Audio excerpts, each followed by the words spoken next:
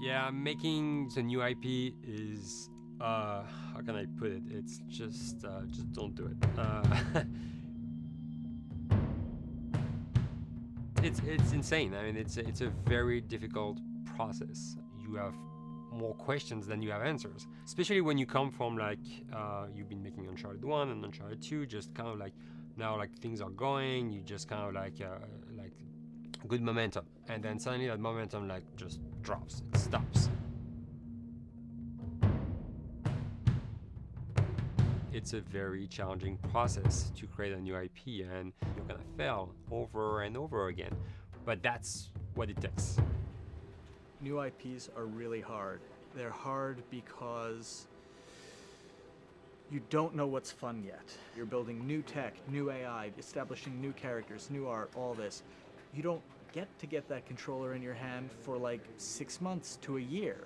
You don't know what it is yet. I remember like ages ago coming on the project and what are the infected gonna do? Like, what are they gonna do? They're gonna behave like this. I'm like, okay, we're like trying to imagine what's gonna happen. Fast forward like 4 months, they don't do that at all because it didn't work, right?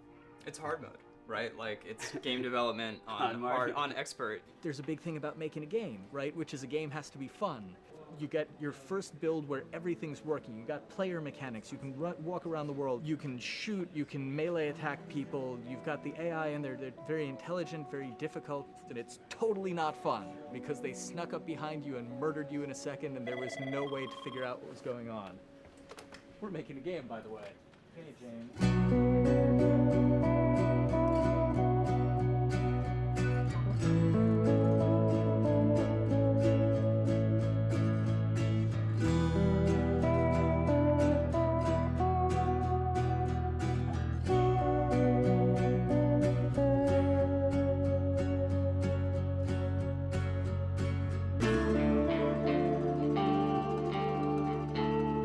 The company has grown quite a bit since I started. I think I was the 12th employee or something back when we got started, but we've tried to stay true to those smaller studio roots. I've been here for 16 years. There's just no reason to leave. I just like the environment here. It's very non-corporate. I think the way we work on Dialogue is kind of special because we don't really like hierarchy or bureaucracy, and no one is really just a manager here. Naughty Dog has a very flat structure. We pretty much all report to the co-presidents and the game directors. I always tell people when we hire them, just like, my job is going to be able to trust you, and that's what I want. I want just to give you something and you go with it, and I know it's gonna get done. We believe in iteration, we believe in collaboration, and we believe in the people making the game working directly with each other. When we have designers and artists, animators all mixed up, anybody that's working on the same tasks, the same characters, the same areas, put them next to each other so they can communicate a lot better. We don't have a lot of meetings because if you need something to get done, you just walk over and you talk, and then you go back to your desk and you finish it up. And I really like that. I like when I just walk in the office and I see just designers talking with the programmers or programmers over the IMIRs and talking to them. I think that's when really the magic happens. Naughty Dog, we really try to cultivate a culture where anybody can criticize anybody else's work. And we encourage people to be blunt about it and not try to sugarcoat it too much. It takes too long to be nice sometimes. It's not personal. It's based on more like how can we make a better game. We want everybody to have a voice. We want to cut out all the bullshit if we can, making sure that people are making decisions not based on ego, but what is going to benefit the game. When you see that people trust your opinion and that they value it, it's such a great feeling. You really feel like you're working as a team on a collaborative effort. We want to sort of remember where we came from and you know why we were successful then, and try to continue that success now. We make games. That's what we like to do. Back when Uncharted 2 wrapped up and we decided that we were going to build the second team and create a new project, we kicked around a lot of ideas. One of the very earliest ideas was to go back to Jak and Daxter. It's really near and dear to us. We really love those characters in that universe, and we think that there are some interesting stories still to be told there. We started to realize that it was not going to do justice to the franchise that the fans had fallen in love with. It would be shifting it so far in a new direction that we felt that effort would be more justified in developing a new IP. Neil and Bruce came to Christoph and I and said they wanted to do a post-apocalyptic game. I think the core essence of what they wanted to do, though, was to try to tell a story about two people and how their relationship evolved over the course of the entire game. That potential, oh wow, there is something very special about that game. This is going to be polished. Like, you're not sure if it's gonna work or not, and you have doubts. And like, should we be doing a game like that? Should we be doing a first-person shooter? Whatever. Like, you ask yourselves all those questions. And the creative director and the game director are the core of the team that have to really see eye to eye. That's why you have that balance between like Bruce and Neil, and Neil's gonna try to push the just the story and the characters, and Bruce is going to try to push that with just the gameplay as well. And so it's kind of like those guys are just trying always to find the right balance between the two. It's a very delicate process. We feel that the interactive medium has an untapped potential to touch the feelings of the player. You have that connectivity, the fact that I'm actually in the world and participating in what's happening on the screen in front of me gives us some sort of advantage to make you feel connected with what's actually happening. At Naughty Dog, that's what we're trying to do, is pair story and gameplay together. If we can make you feel like you're actually with these characters on that journey, and you're invested in those stories and those characters, then you're feeling, in theory, the same thing that they're feeling. As the story evolved and took different shapes and different forms, the thing that was always there was Joel and Ellie. And because of that, everything kind of grew out of that relationship.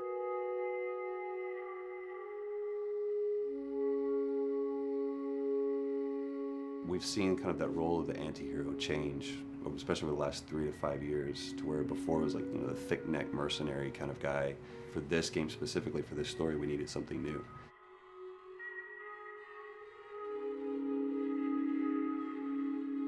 The reason we didn't want to make Ellie Joel's daughter from the get-go is because it wouldn't have anywhere to go. Of course, at that point, he'd be willing to do anything for his daughter, because that is what a dad would do for his daughter. If they didn't even know each other at the beginning of the story, then we start from scratch. It's almost like the player has the same relationship to Ellie as Joel does. And we could take our time to build that relationship between these characters. And if we do it right, then the player will be feeling that same growth that Joel does. And we're kind of mirroring that emotional relationship between the two.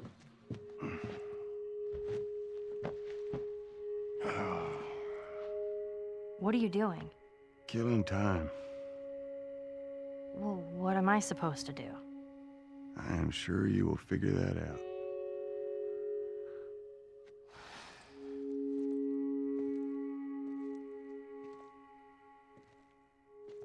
Your watch is broken. It's exciting that Neil wrote something like this, where he's like, I don't want to make the stereotypical characters. I want to make real people in this crazy situation, and these forced to make decisions that are really tough. Like, what would we be like in those situations?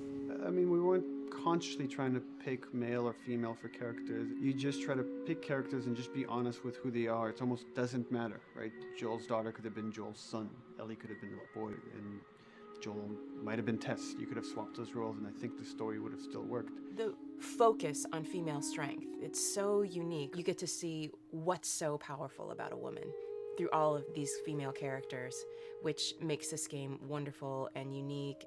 There's a crew of Fireflies that'll meet you at the Capitol building. That's not exactly close. You're capable. You hand her off, come back, the weapons are yours. Double what Robert sold me. Speaking of which, where are they? Back in our camp. We're not smuggling shit until I see them. I want Joel to watch over her. Whoa, I don't think that's Bullshit, the I'm not best Ellie. idea. him.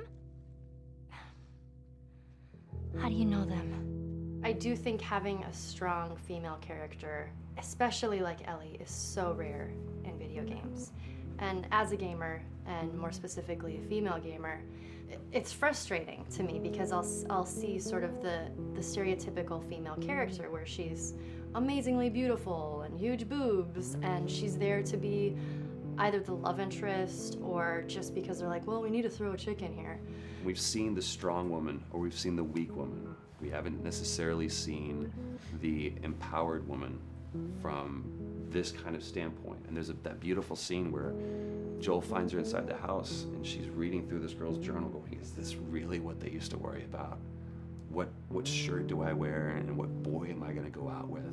You know, and to be met with those first world problems that we deal with every day and go, how trivial is all of this? I think it's gonna resonate a lot, not just with, you know, a female audience, but with a male audience as well. The thing that was intriguing to me after the fact is knowing that we're kind of creating a female action hero in a way, and this is her origin story with Ellie. To sort of be such a strong female character that is completely normal looking, regular t-shirt and jeans, and she's 14 and she is still a total badass, is really exciting to be a part of that. There's so few non-sexualized women in video games, especially in the main role, that we were kind of proud that we were creating one. It's very complex, and without the players knowing it, she becomes the protagonist by the end of the story.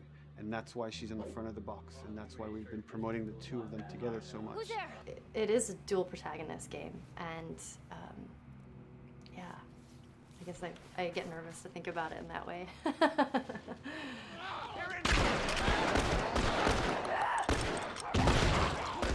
We couldn't talk about it. In fact, in interviews we've been lying about it, saying you never play as Ellie because it was so important for that to be a surprise. Sorry, journalists. Here we go.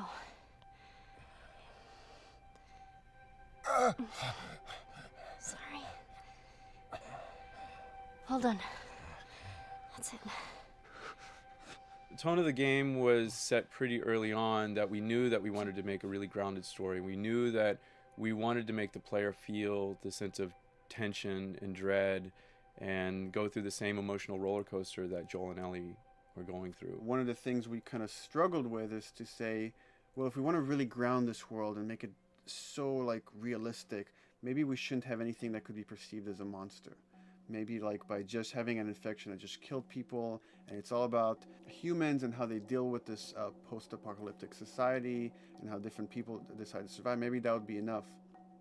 And what we realize is because we're making an action game, a lot of the storytelling happens on the joystick. And once we remove the infected, it's like all of a sudden now we can't tell the story through gameplay of what happened to the world.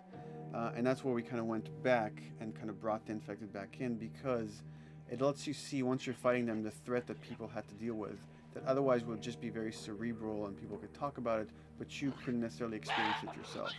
In a novel that might work, in a game for us, specifically an action game, it didn't work. And from there, when we start kicking around those ideas, and we're just like, what would be cool just to play? The early inception for it really came from a BBC video we saw called Planet Earth, where they were talking about a cordyceps fungus. This cordyceps fungus gets inside of the brain and controls these ants, and mandibles start chomping, they grow up to higher areas, cordyceps fungus sprouts out, and then it germinates. And essentially uses them to spread its infection and take over whole colonies, sometimes wiping them out. As soon as we saw it, we were intrigued by the idea of, what if it jumped to humans?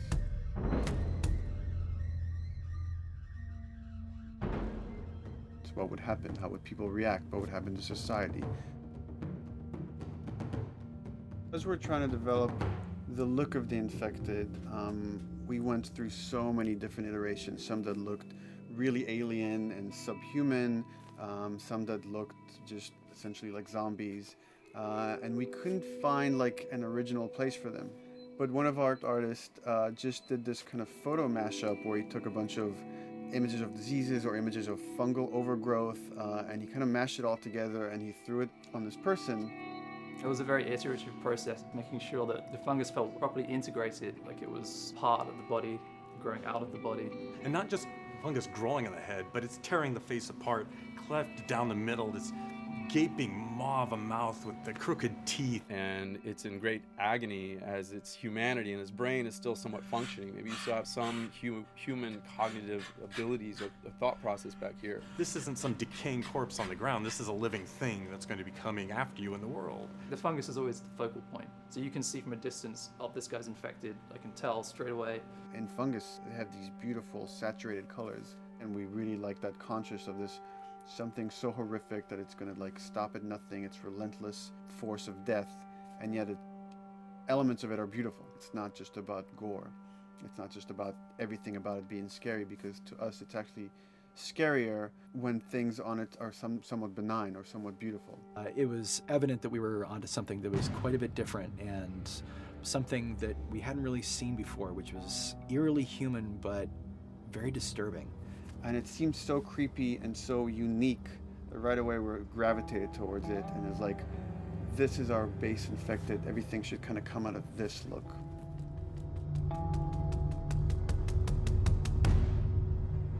So once we had this idea of the face-splitting kind of look that eventually became what we called the clicker stage.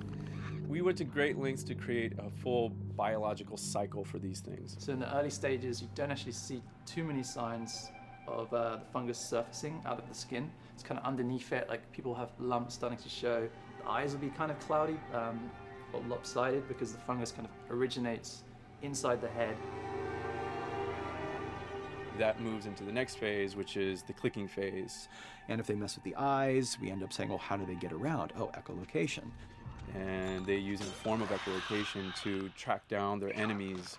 Just like bats, or even some blind people can see by making a clicking sound, a sound that on its own wouldn't be very scary. And then to associate it with something that people in this world are very fearful of, so that as you're exploring an environment, all of a sudden you hear this click, and you're seeing everybody just get frightened, just everybody duck, everybody hushes.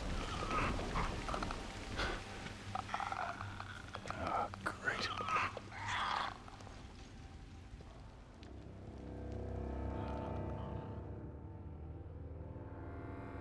The bloater is the most severe of the stages.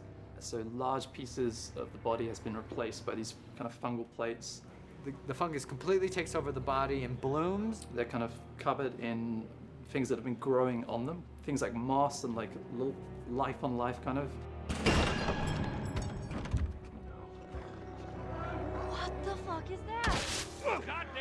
When the infected feels like it's going to die, it finds like a dark corner and it becomes part of the environment. The human elements aren't there anymore. And then the body is gone. They lay down and sprout and then spew spores. And if people can breathe those spores, they become infected as well. It all had to kind of make sense of how each stage flowed from one to the other. And that's hopefully how we've created a world that you can kind of look through it and understand the science behind it and say, I could buy this, I could get into this.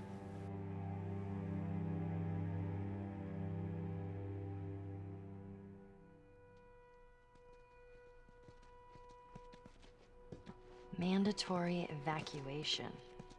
Evacuate to where? What do you think? Quarantine zone.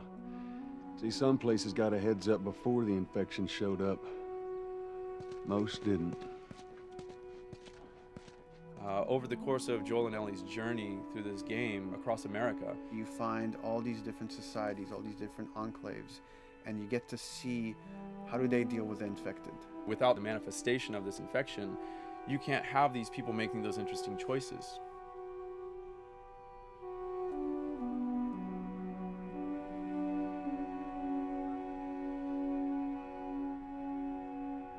The world we decided was actually its own character, really grounded with a lot of texture.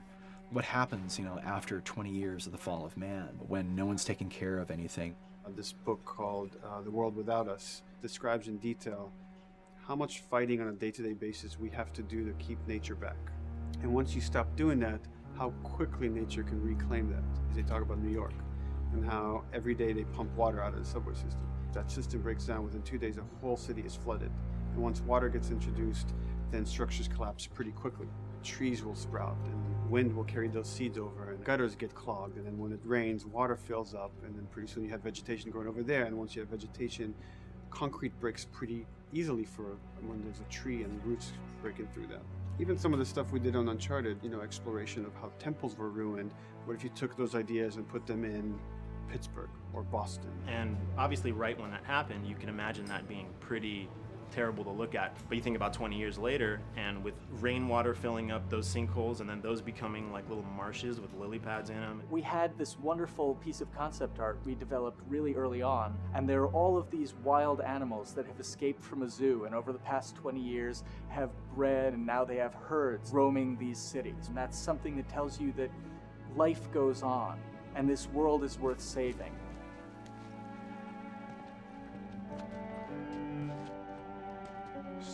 Don't scare it. I won't. What are you doing? There's something really pretty about nature reclaiming its domain once we are gone. So fucking cool. We have another level of OCD of the logic goes into some of these environments. Water damage seeps in, and then that creates some little moss growing on the floor, or a tree radiates energy from its base, and that over time starts to melt the snow around it. And that's the reason why you'd see those like rings of leaves showing through in the snow. That gives it that extra, believability. This is pitch art. I'll try to start with an idea that conveys sort of the feel of the environment. Something like this, very brushstrokey, very painterly. You can see not a lot of detail, just energy and conveying a mood. This is sort of just a conversation starter, and then this would be more of an actual space. So you start talking about, is this too tight of a space right here? Would the player even fit through there? Do we even want to include water? Those are conversations you start having a little bit later. And then it usually needs several more passes back and forth in order to be tightened up to be the experience that you would see in the final product. So, dude, I was actually trying to figure out right here, there should probably be some dead foliage. It might be cool to see some of the dead stuff around the edges of the green, or like even spilling out into the street. Maybe what we do is, in some of these areas, we use it as like a transition from the actual concrete to the side of the building. So like they're almost sitting on top of a bed of dead foliage, like that really rich kind of like orangey brown color. Sienna or something would be nice. Something real cheddary. That's how you know you're done. The end product often ends up being stronger because that bouncing back off somebody else gives you a result that maybe you wouldn't have even thought of in the first place. All right. Here's the bridge. That's our way out of here. As far as concept art goes, definitely the ultimate goal is just helping everybody as much as possible. Me and the background artist will work together. I'll often just go to them because they've got like a really, really good like visual imagination. At some point, you came in almost like flat on. So that's kind of good because the bus station is right in your peripheral view, and you're probably going to enter the bus station. You're probably not going to get lost. But it doesn't at all utilize this cool architecture here, like the bus station sign. Like that's a really distinctive silhouette, and it's a really interesting sort of architectural detail. So we changed the entrance. Look at that.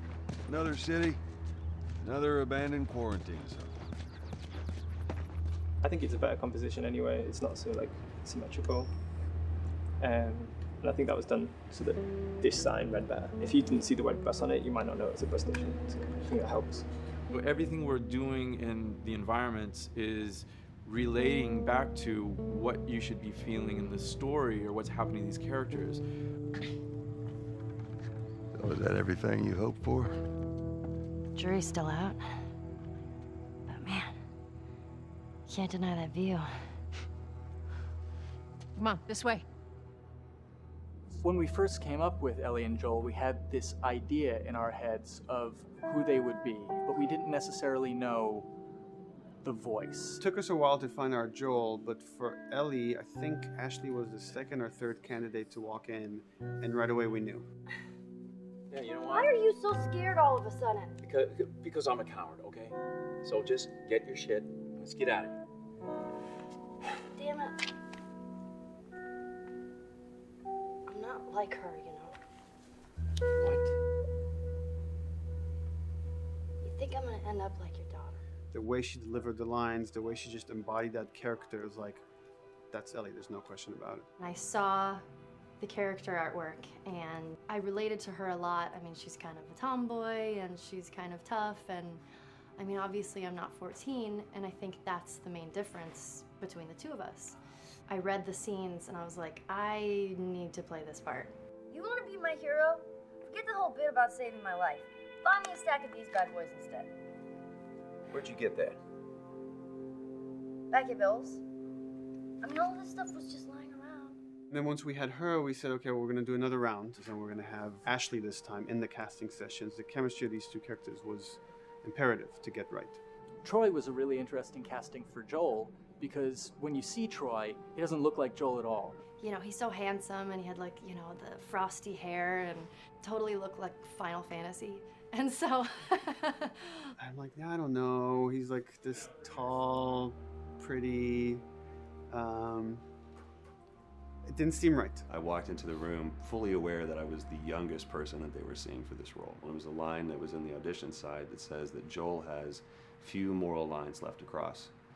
And so that became the anchor point to the character. But then as soon as he spoke and he had the grit in his voice, Warm, yet kind of dangerous. And his movement is just like you bought into it. Why are you so scared all of a sudden? Because I'm a big coward, okay? Now pack up your shit and let's go. God damn it. I'm not her, you know. What? You think I'm gonna end up like your daughter? Lily, you are treading on some very thin ice right now. It was Ellie and Joel. after he read, it was just like that was it. I've done some video games in the past, but to be handed the mantle of a franchise like this was a pretty big honor. Is she alive? She's alive. She's David's newest pet. Ah! Where? In the town. She's in the town. You mark it on the map.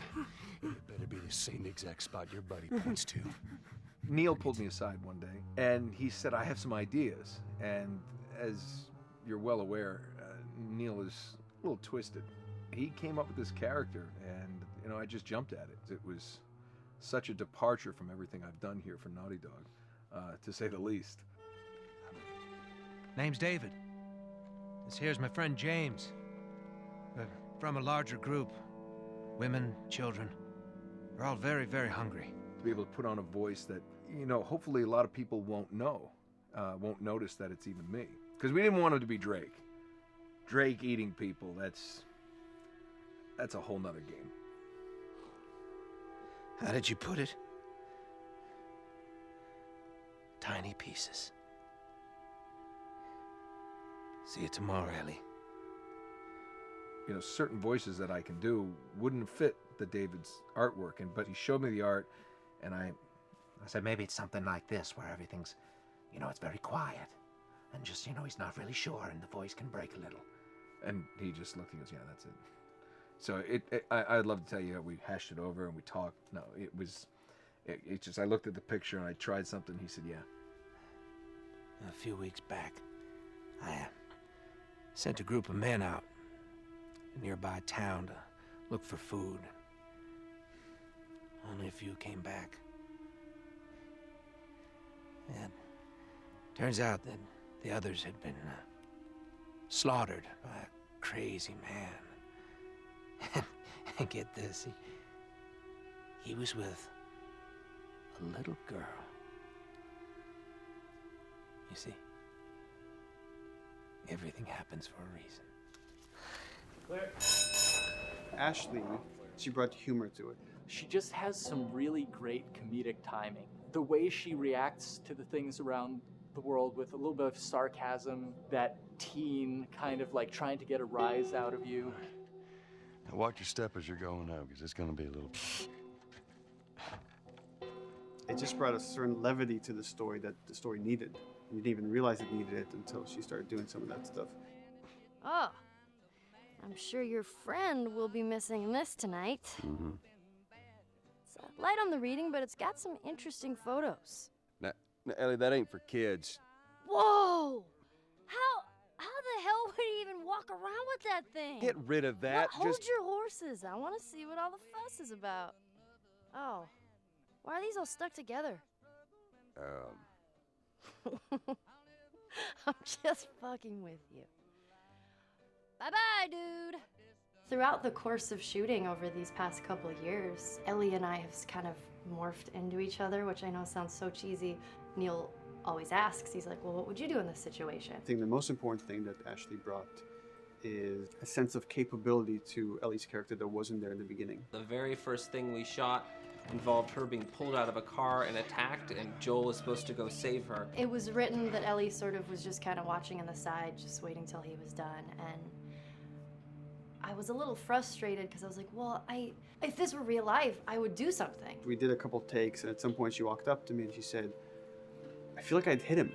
So we added in a part, like, you know, right there off the bat, she's not just this damsel in distress. Right there, she wanted to fight back from her very first day of shooting. We didn't have it right initially. She needs to be more capable than initially we thought she would be, and actually that made us go back and rethink combat and rethink a lot of the areas in the game, and now she was going to take a much more active part.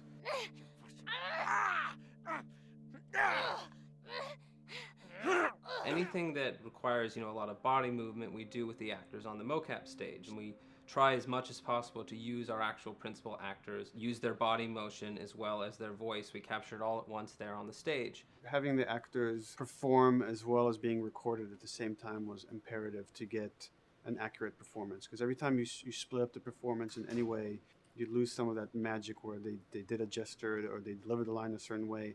And those things have to be in sync, or there's just something subconscious that's like off-putting about the performance when you don't do it that way. You are treading on some mighty thin ice here. I'm sorry about your daughter, Joel, but I have lost people too. You have no idea what loss is. Everyone I have cared for has either died or left me. Everyone fucking except for you.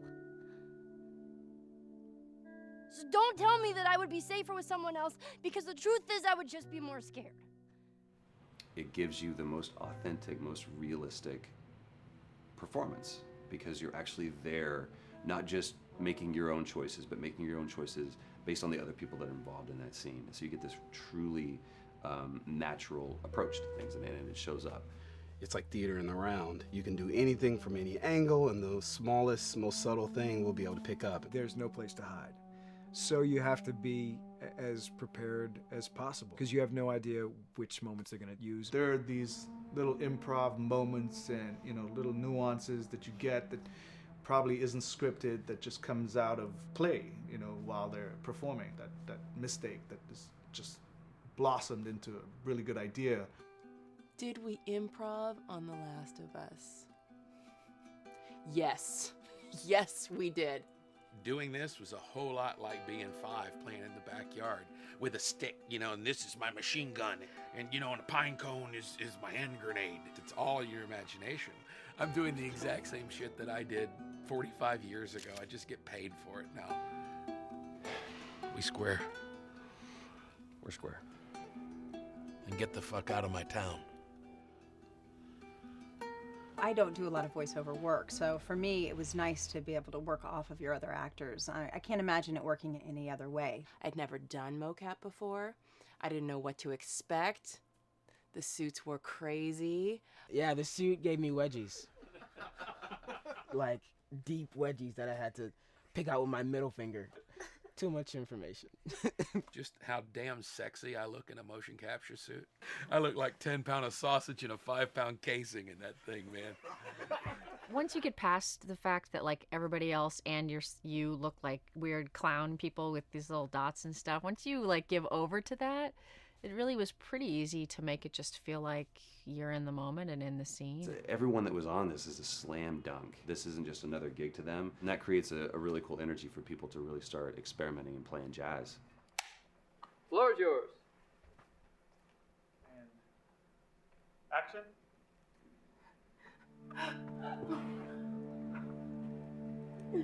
Get the fuck off of me! Oh, let her go. Don't worry, this is fixable. But I can't come with you. Well, then I'm staying. Ellie, I want Joel to watch over her. Oh, no. Bullshit, I'm Ellie. not with him. I could just take her to the North Tunnel and wait for me there. Jesus Christ. Just cargo, Joel. How do you know them? You know, we craft the scene out until it has a good feel, and then we pass it off to animation to clean it up. Real life motions don't necessarily always translate into gameplay. There's something that's usually missing, so we have to, maybe enhance the gesture or enhance the shoulder movements or a breath that you want to be able to feel, but you don't really see it, so you can't really feel it unless you see it. Is everything all right? Yeah, everything's fine. I could have him lean in here a little bit more, like this, take his hand down. When they're on stage, they don't necessarily have windows, so that weight of like really pushing and leaning in, that's something that we would have to accentuate. Give him a little bit more weight on that turn, or put his head down a little bit more. There's a lot of dialogue that gets said between the two characters. We have to bring that alive through animation, and we have what we're using as gestures. Why would they mow down all these people? Can't let everyone in. If you turned off the sound, you'd know that they were talking to each other. And that really helps accentuate the relationship that the two have together. We have certain animations that play in the beginning of the game on Ellie. She's traveling with Joel, who she doesn't really know. There's a lot of gestures to make her look nervous, just her overall stance. Later on in the game, they develop a relationship through the animation, not just the dialogue. You can see that she's more comfortable around him. If that reads well with the player, then, we're doing our job.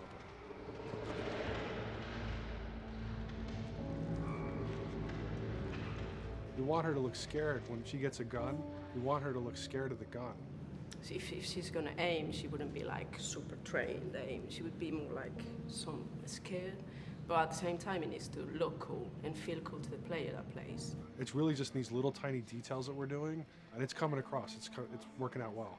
We don't do facial capture, we don't track eye movements on stage, it's just the motion capture data. Everything that you see on the faces is hand keyed. As you can see, this is all of her mocap data. And so when I'm doing something like this, I go back and forth to the performance that she was giving, and I watch just this section over and over and over again. So this is our default face. I can make everything super extreme and make her all squinty and angry, turn her frown down. I can open her mouth, stick her tongue out.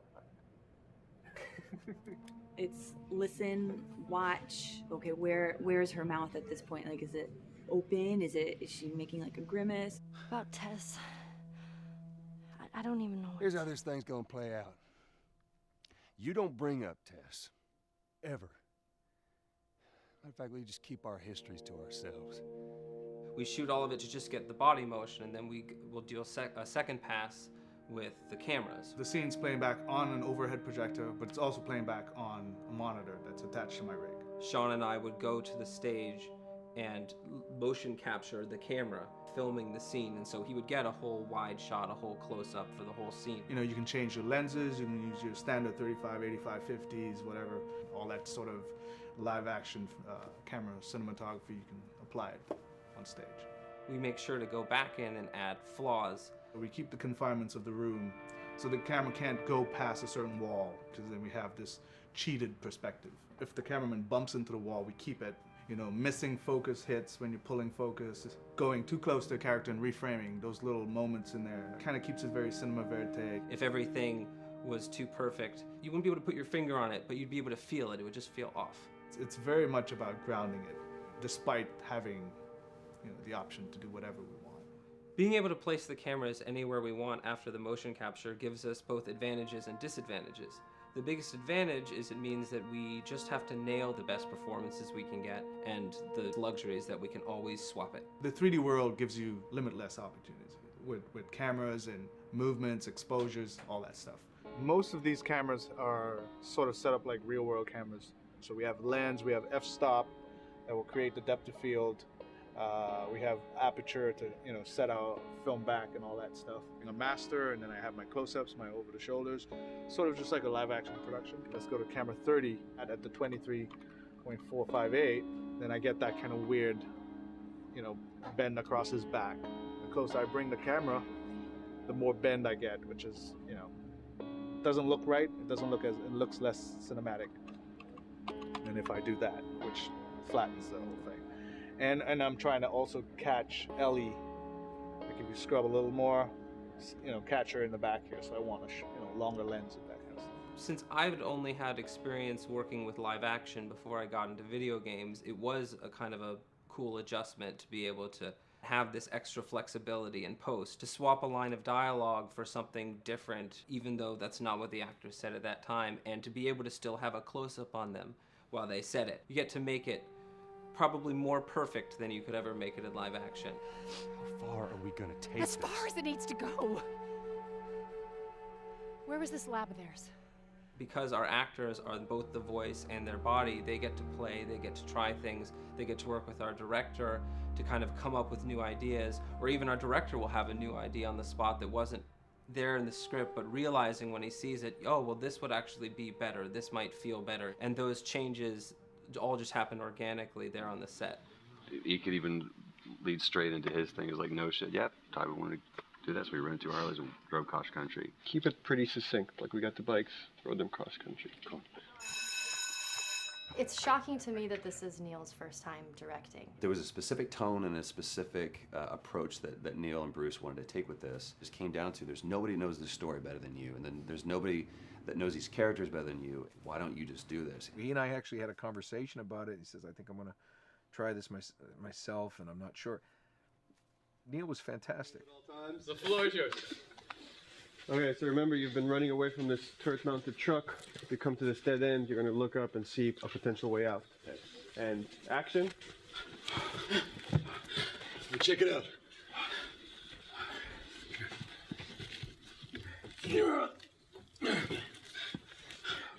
I mean, his writing is honest, and it's dangerous, and it's natural. And I love his economy of words. He doesn't hit everything on the nose, so it leaves it open for you to interpret and bring some nuances and things like that. The entire process is collaborative, but really it's led by Neil's willingness to change and flow and decide something doesn't work, fix it right there in the moment.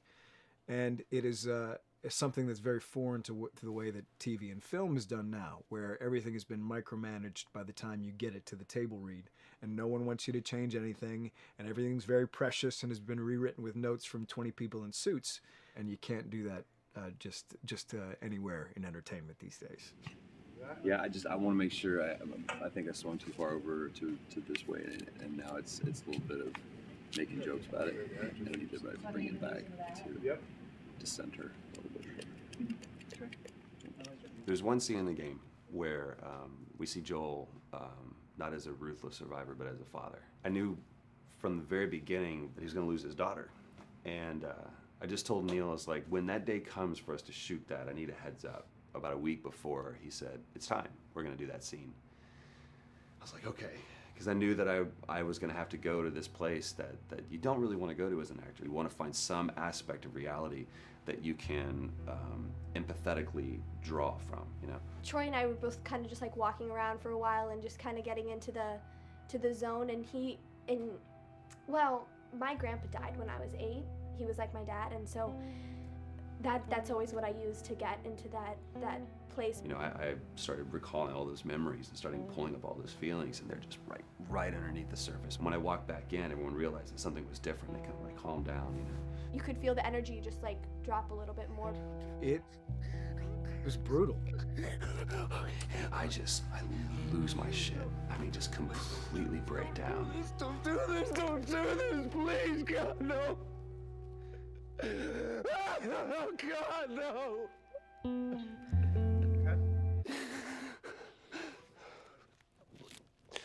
The soundstage was deathly still.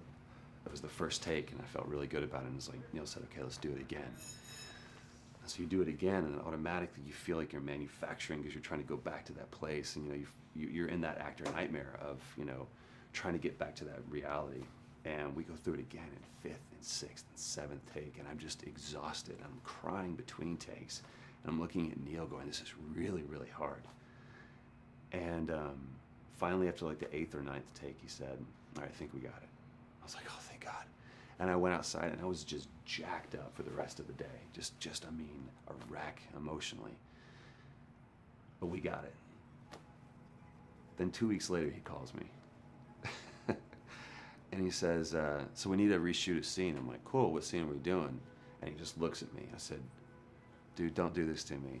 And you can either at that moment throw your hands up in the air and say, fuck this, and walk away, or you can say, okay, this is an opportunity to get it more right. I'm like, okay, all right, yeah, you don't think you got it? I'm gonna show you that you got it. We've got it in the can.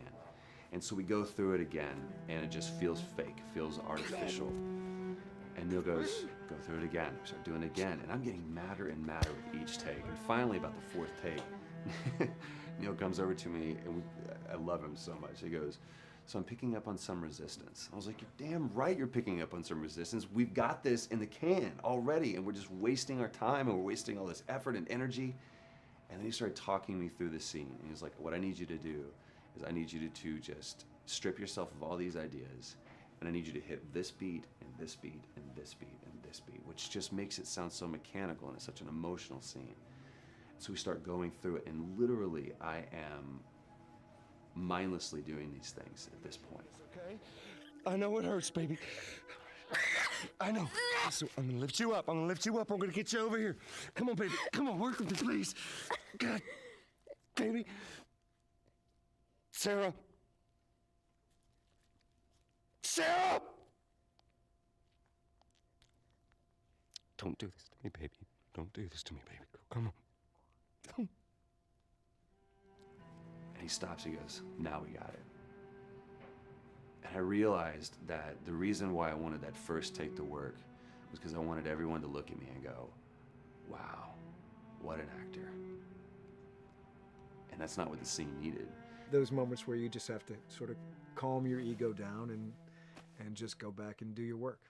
That scene actually works, not because of me, but in spite of me.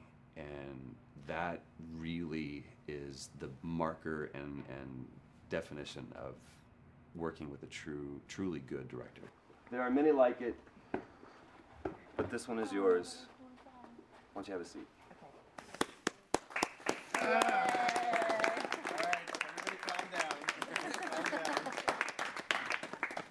Thanks, guys. The director's chair. Working on the project, we knew we wanted to have a pretty minimalist soundtrack. And we had a folder where we just throw music in there. Looked at the folder one day and we saw, we have a lot of stuff here from Gustavo Santaolalla. We're looking for a composer. What if we reached out to him? Oh, no. Sarah. Move your hands, baby. I know, baby, I know. Listen to me, I know this will be. You're gonna be okay, baby. Stay with me. I want to pick you up. I know, baby. I know it hurts. Come on, baby. Please. I know, baby. I know. Sarah. Baby.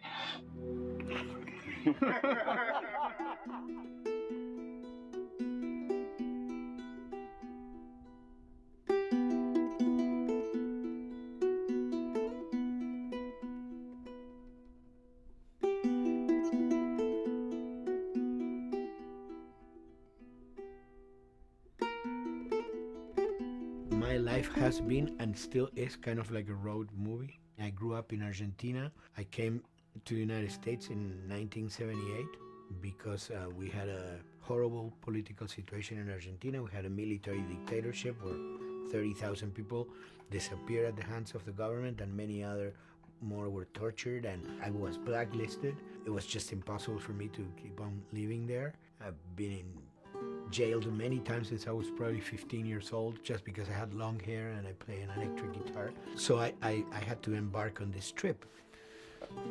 I can relate to that kind of need of movement and going to the next place and the next place and the next step. I'm always attracted to the possibility of getting involved with a project from the very beginning. I like to work from the script and talking to the director. It's never been, oh, give me a piece like this, or give me a music that's this. It's just been very high level. Here's what the story's about. Here are the themes.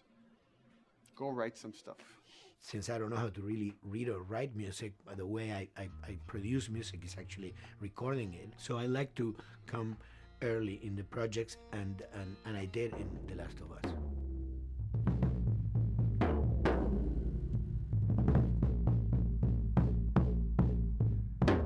One thing that was fantastic from the very, very beginning was the freedom I had to try and to do whatever I felt could work, you know? As the story was still being written, you could listen to this piece of music and just get a sense of where this needs to go tonally, because the music was still inspiring the story. So that was the great thing of having the music written so far in advance. And at the beginning, I mean, I was going really out with some things, and sometimes some of those things were the ones that they liked the most, you know? So I really felt very motivated to work, and I enjoyed immensely working. It was this very organic back and forth experience where one element was inspiring the other and vice versa. I needed to go into some more dark places, more textural and not necessarily melodic.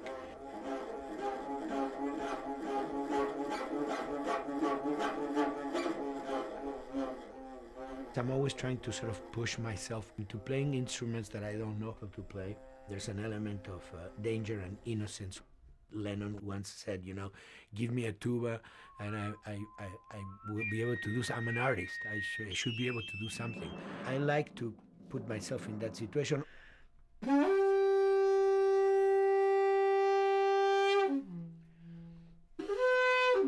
So these are just PVC pipes, the one you use, you know, in construction.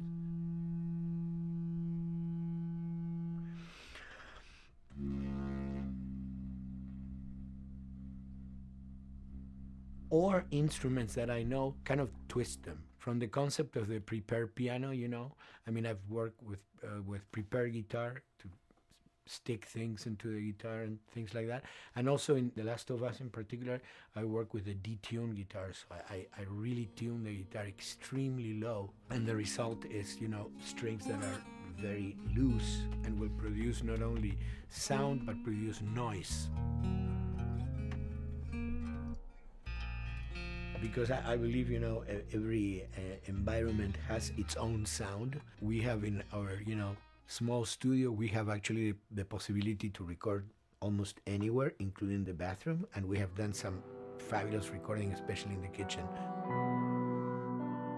When you score to picture, which is something that I don't do, then you know what you're gonna expect. But when you provide people with music, like I've done in all the films that I've done, and then you see it, how the director decided to use that, you know, in what particular way he uses it or where they edit it. It's always fascinating to me. I watch a scene and I'm going, you know, it's fantastic how they use this piece. I would have never, of all the music that I've done, probably I would have never used this piece there, but it works, you know, great. So I like that feeling of collaboration.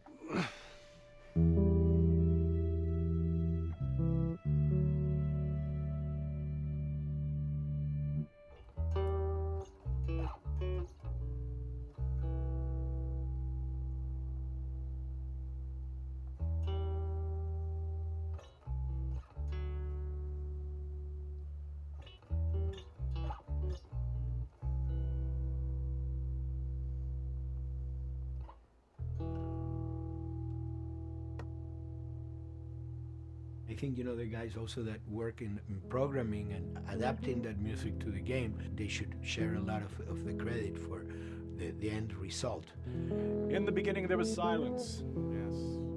Then they hired sound designers. Then they regretted that decision.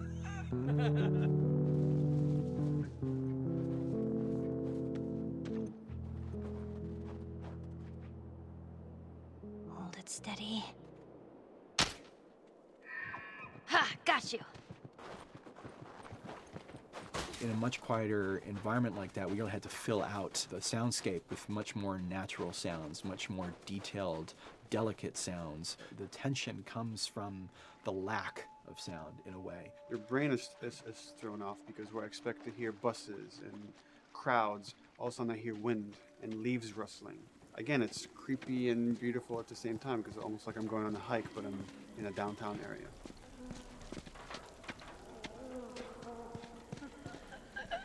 Get up over this truck.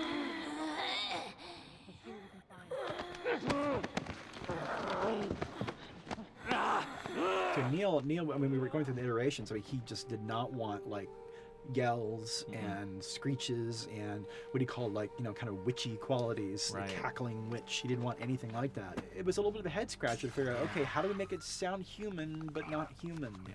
We really did not want to use any animals. We wanted these all to be human. Derek and I basically decided to hire a couple of voice actors who did some interesting work vocally to see if they could come up with something. And we worked with this girl, Misty Lee. She started giving us these really great screeches. And that's no process. Yeah, that's just her voice. And it started going into this little click. We also used a little bit of Phil's voice.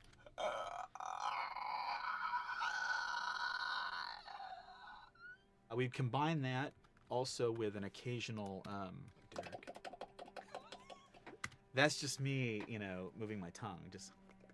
And what that kind of did was it sort of grounded it all, like maybe in the mouth area, the wetness, all that kind of stuff. And it adds a nice texture, actually. This is a composite of all the bits I just told you about.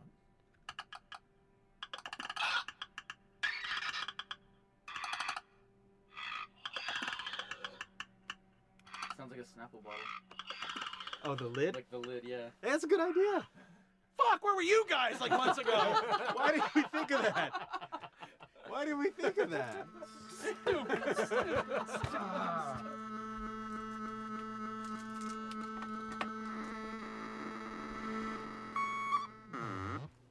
Viewers at home, you're probably wondering what this is. Let me tell you. About 10 years ago, I saw this Synthy A suitcase synth.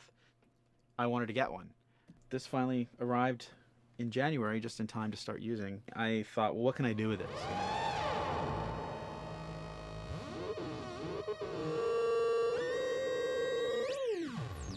In Lakeside, there's a whiteout that happens, and this thing has a noise generator, which gives really convincing wind sound.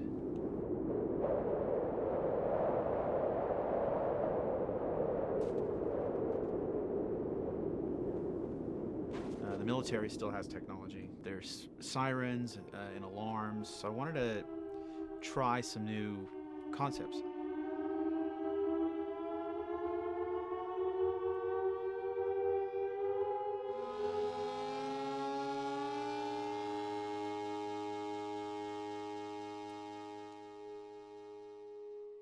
Man, What? nothing. It's just. I've never seen anything like this, that's all. You mean the woods? Yeah. Never walked through the woods. It's kind of cool.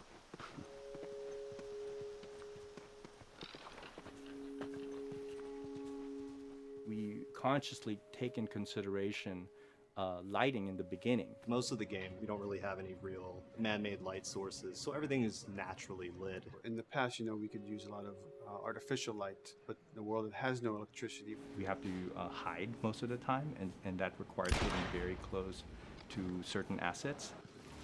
Just stay back.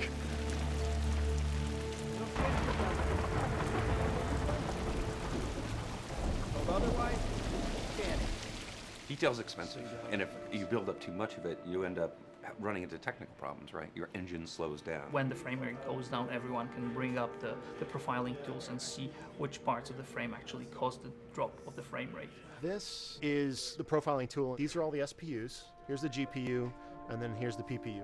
You can see here's the main process and here's all the sub-processes, and you can see, tells you how many milliseconds and cycles it's taking. The programmers are whiz at modifying this stuff and realizing, oh my God, why is this thing so big? We're taking 10 milliseconds on this thing. And then that's when they come over and find somebody and hit them over the head with a club and be like, why are you doing this? I love, we put the 30 frames per second goal because that's what we shoot for.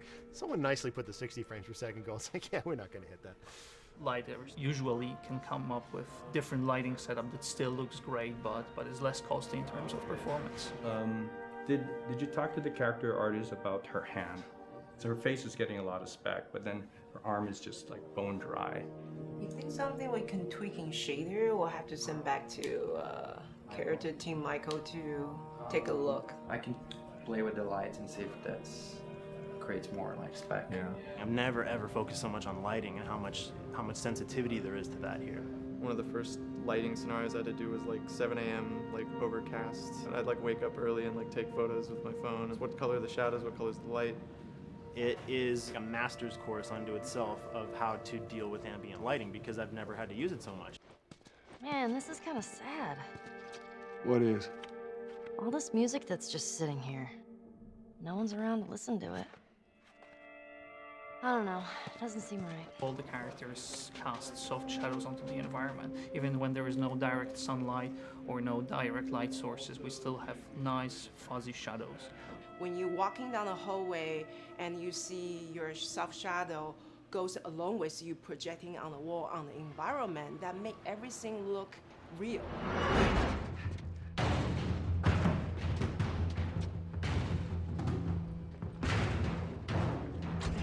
Follow me through here.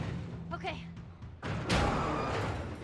The flashlight brought a whole new spin on it. So some of the environments end up being really, really dark, and you need the flashlight to get around. Give me a hand.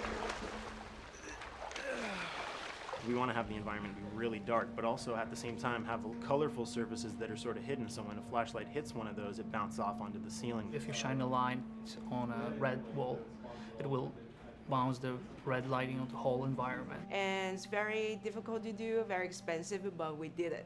Everything should have a bounce lighting. Otherwise, the world is gonna feel dry and unrealistic.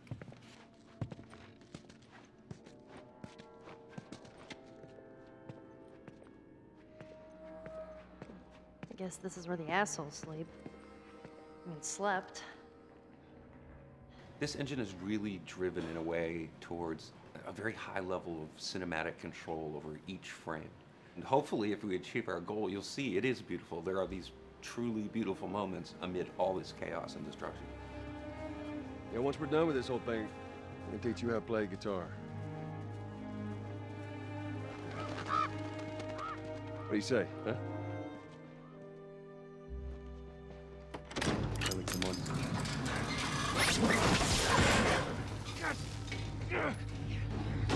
I got you. Damn it, Bill. What just happened? One of Bill's stupid traps. There, that fridge, it looks like that's a counterweight. Okay.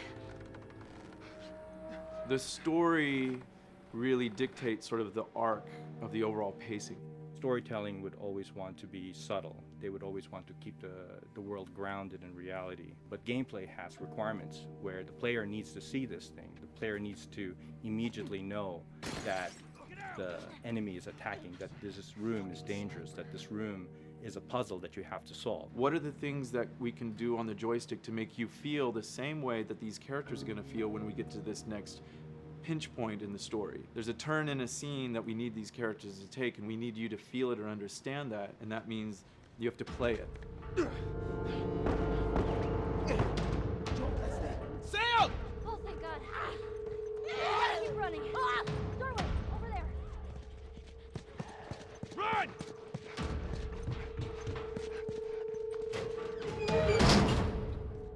We really want to make sure that there's that contrast between the negative space and then the high tension spikes.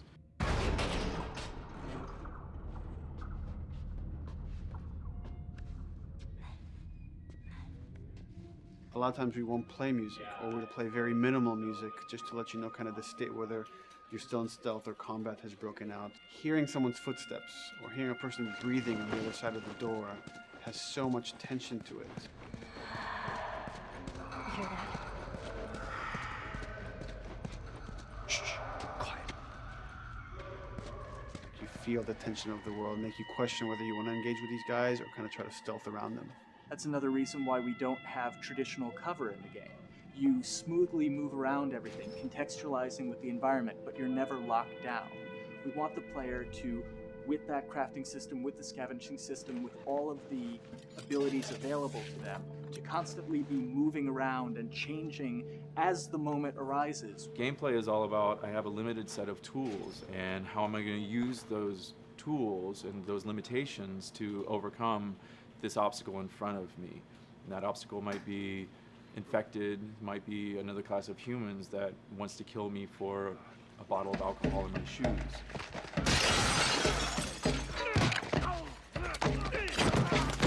It was important for us that we don't underplay the violence, because then the threat doesn't seem as real.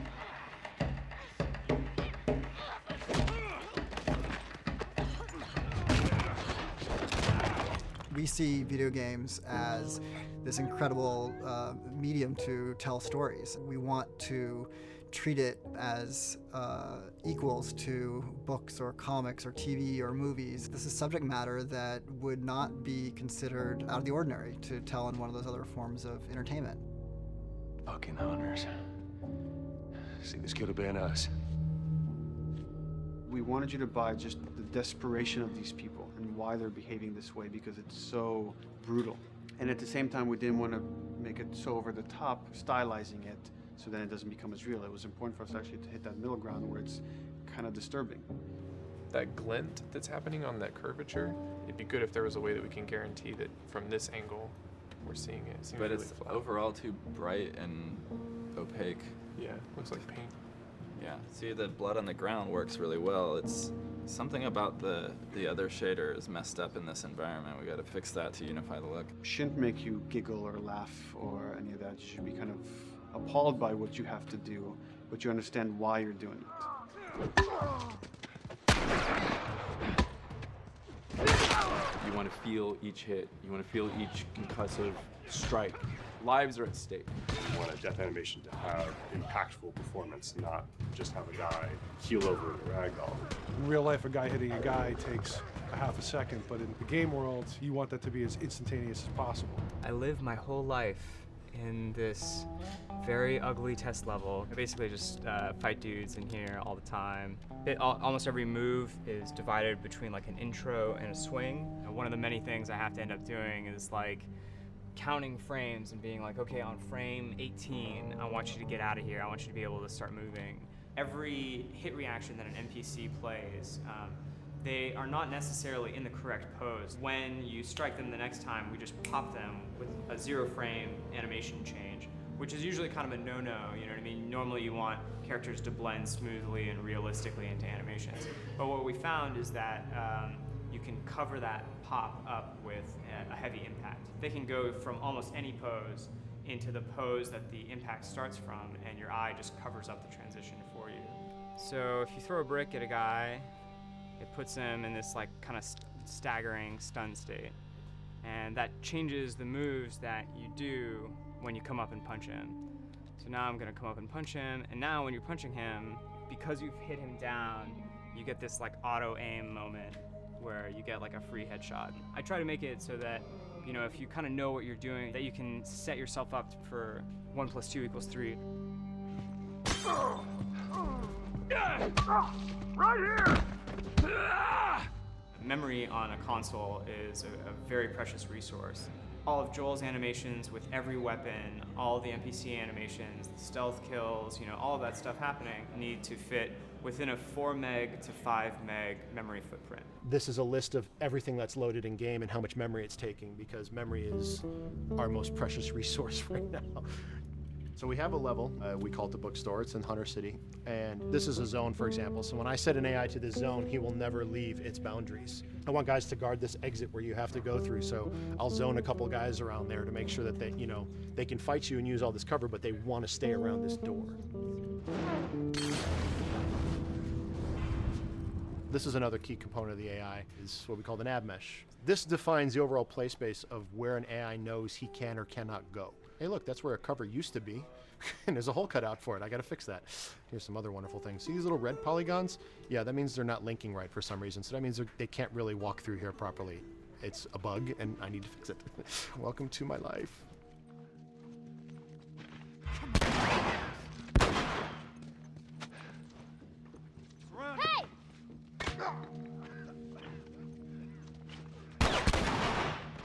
If you look at a lot of games, NPCs are usually only alive for a few seconds before the player ends up shooting them and then they're dead.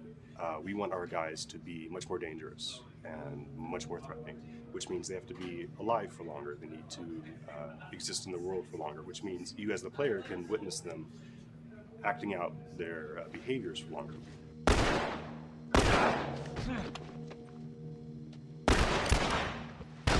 So we've been working really hard on our AI systems. Back of the box, biggest bullet is going to be like AI. So we tried a number of different prototypes with the buddies, including having Ellie be super independent of you. She would try to flank the enemies, get behind them, or get between you and them. And a lot of times those decisions should surprise you, just like a real person, a real character would surprise you. And we discovered after many different prototypes, the best thing for her to do generally is to stay very near you. You need the exploration, you need the scavenging, you need something to say like, okay, if we just crank it to 11 the whole time, then it's pinned up there and there's no time to breathe, no time to assess or analyze, and no time to really contrast. There's no way of shifting the pacing.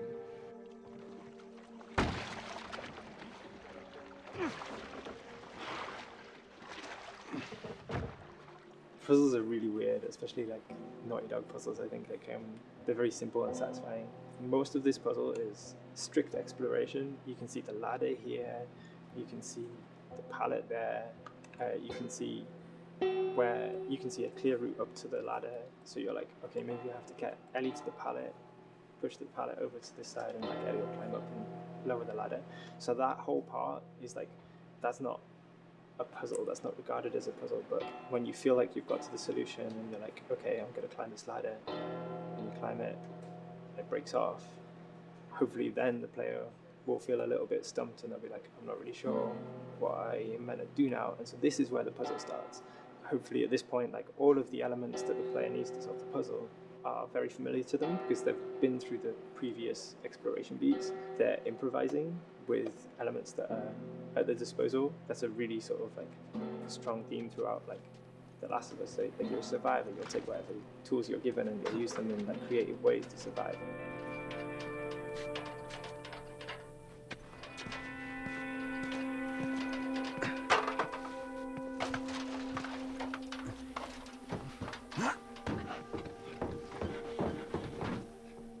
We set out to create something kind of new to Naughty Dog, this crafting system. Our lead designer, Jacob Minkoff, he got this book of like the survivalist handbook and homemade munitions and all sorts of funny stuff. Just start reading about, okay, if I was just wandering around in a collapsed society, this world, what stuff that seems like I could find? Alcohol and sugar, you know, if you want to make a smoke bomb. It's difficult to balance the right amount of resources against what you think the player's going to need and making sure that the player feels like they're getting just enough to survive, but not too much that they feel like they're a powerhouse.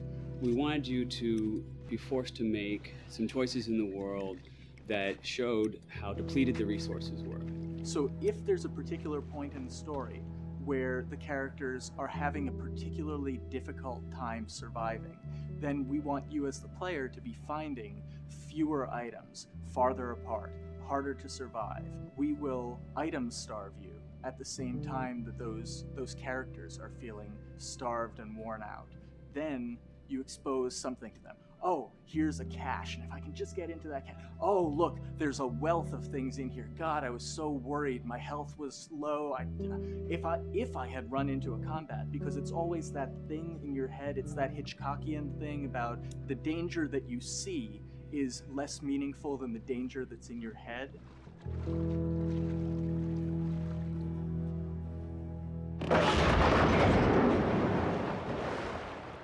When we're designing the levels, you know, it's nice to have the stuff that we know people are going to encounter. You know, we kind of call this some of the critical path stuff. These are the things that 9 out of 10 players are going to find. They're right in the way. It's where you have to go. And then whenever designing a level, you want to have that little nook and cranny, right? You want to reward the player being like, oh, you went over here. And then you also want to have that other second nook and cranny. The player is supposed to go place a ladder here and climb up through the rest of the hotel. But what they can also do is shimmy across this area, and I place a really cool like upgrade, kind of off the beaten path to reward players for exploring. So if they come all the way over here, they're gonna get this really cool training manual. It's a funny little bit of trivia. The HUD system, not the menus, not like when you hit start and stuff, but the actual HUD system where you see the reticles and stuff, was literally created for an E3 demo early in Uncharted 1, and that's been our HUD system, the foundation of our HUD system for the last 4 games. First time in Naughty Dog's history, we hired Alex. She's awesome, and she's got a really good understanding of UI and how it applies to games. The thing that I hate about any game's UI is when it pulls you out of the game for too long. No one wants to spend time in menus. Nobody loves UI, if we're being honest. Like, weapon slotting has probably gone through more iterations than any other system. The stuff that we finally ended up implementing, you press select, you get into this menu, then you D-pad left and right through the slots, and then D-pad up and down will change the weapon, and then just, you don't have to press X or anything, you just select out of it. When you're still, like Joel is here, that's fine, but then as soon as you get into an actual situation, so I'm gonna go over here and cause some trouble. Okay, so here they come, oh god. All right, so now I'm out of ammo. Now I need to like get back in that menu. I have to like run away from them, get into the menu, get out of it. And it ends up feeling like super clunky. Like again, okay, I'm out of ammo again. Get out of here. I need to take out one of my other long guns. And now Bill's in trouble. Bill's in trouble over here. And I've got to like I'm in a menu now and it's like, oh shit, whoever designed this UI is so bad. Like, what were they thinking? Bill's gonna die. In theory, it worked, but then in practice, it felt a little clunky. We wanted it to be the absolute minimum amount of button presses. You don't say to yourself, oh, I'm never going to be able to do this in time, so I'm just going to give up. I'll die, I'll restart, let me try again. You want to always make the player feel that there is a way to survive. They can just do this fast enough. And like what's gonna go in now, if you just left, right, D-pad through this stuff, you swap out your guns, like between long gun and short gun. If you're now on this gun and you were to hold X to pick your gun. So it all happens within the same system that you're using to slot the weapons. The first iteration that I did on that was awful. It just took way too long to get in. It was just a mess. QA was so upset at me like all the time. I'm sure they hate me now because of that system.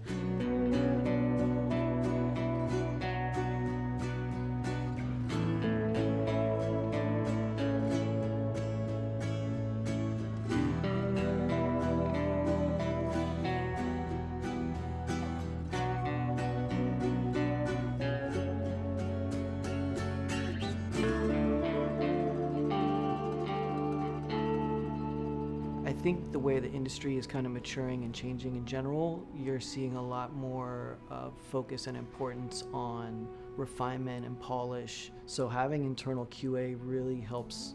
The industry is kind of changing from QA being this like tighten up the graphics on level 3 bro kind of vibe to like really being a more technical, mental investigative job. On the publisher side, it's more reactive towards the code being delivered in a stable, controlled environment. Whereas on the developer side, especially at Naughty Dog, we are going beneath the art and the design. We're given enough weight where we can go up to somebody and be like, look, you have to fix this. Why? Come over, I'll show you. That kind of feedback, I would love to be able to say like, that was us, but it gets so diffused throughout the iteration process that you're just kind of like adding your I guess like genes into the gene pool and then just seeing what happens, you know what I mean?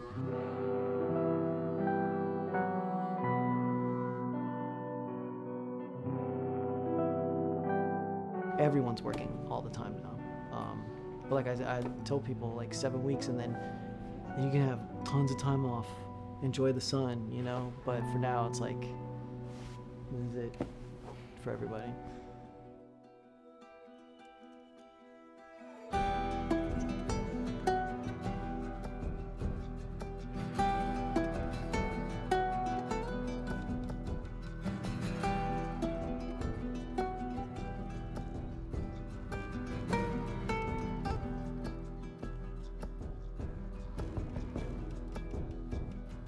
Crunching has been as part of making games. I feel it's human nature, right? If I'm gonna have a guest at home that's gonna come for a couple of weeks, I'm probably gonna clean their room just the day before they arrive, right? And I think it's the same thing. It's just like everything comes together at the end. I personally enjoy crunch. I think you get this like absolute laser focus because it has to come together. There's a camaraderie that also comes There's a together. camaraderie, totally, yeah. The vibe is everywhere, you know what I mean? Everyone's kind of like giving it 150% at this point. We're getting there, right? You start to get these glimmers, and I don't think anyone who doesn't make games realizes how late in the process you get those glimmers. 1 week before we shipped that press demo, we're all like, this kind of sucks. What's going on here? It's like, we need to dig down and find this. And in 1 week, like 1 week, the fun came together. Like you're shooting at a guy and then somebody flanks you and you hit him and you avoid the other guy who's shooting you and then you flank and go behind cover and you're like, oh, that 5 seconds in that 15-hour game was really, really fun. How do we make that 5 seconds happen thousands more times? My favorite video game is making video games. It is as challenging and as complex and as interesting. If we had to like try all the things that didn't work, what's hard about crunch? It's like marching through that swamp of it not working. I mean, nothing's ever really final because you can always make something better, always. So we're constantly changing and constantly reiterating and trying to make it better and better and better pretty much until we ship. As an artist, you're never really happy with your work. You could be given like 100 years to work on something, and you'll still find things to nitpick and things to fix. Yeah, you can work on the game for 10 years and you'll still be crunching at the end. So it's like, okay. All of a sudden, it's like getting ready one morning in the shower, and I was just like, oh yeah, I'm about to ship another title, and this is going to be a really good title. And it gets you excited, and you're like, all right. Do I think the game's gonna be good? Yeah, it's gonna be awesome. I think it was good a little while ago, and now we're gonna make it Extra kind of good. amazing. Yeah. What it will take to get there in these next 5 weeks, it's gonna be a lot. I'm excited. I have faith. Every time we're shipping a game, it's terrifying. You just hope for the best. You don't know, right? I mean, like people have different opinions. We have to go with our guts, and I trust the team just to pull it off. This, hands down, is the hardest, most challenging thing I've ever done. We sweat a lot, and we worked a lot, and we all went home tired, you know? But I think that's you're gonna see that on the screen. I think that's gonna pay off. Ellie? Ellie? What? The ladder. Come on. Right. After David, Ellie's visibly distant. You could have done a cutscene to show, hey, you're being very distant, and she's not responding, but to also do that in gameplay to where it's something that you've done just countless times throughout the game with, you know, let me boost you up here, get the ladder, bring it down so we can do this systemic thing, and the character responds with that, and you have to actually go over to her and go, hey, come on, the ladder, we've done this, let's do this. It's a subtle choice. Like Bruce and I talked in the beginning, is like we have these mechanics, how can we exploit them in a narrative sense? And that's one of those opportunities. I just think it's incredible that happens in game. It's not a cinematic, you know. It's something that adds weight to that controller when they're playing. Wow, so good! Let's go eat. Let's go eat.